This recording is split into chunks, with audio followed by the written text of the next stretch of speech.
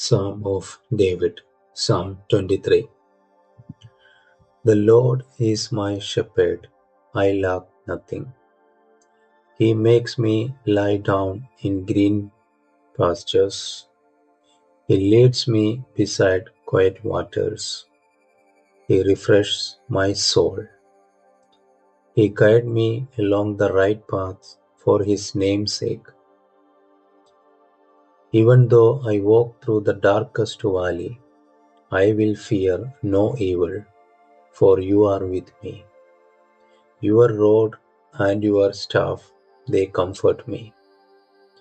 You prepare a table before me in the presence of my enemies. You anoint my head with oil, my cup overflows.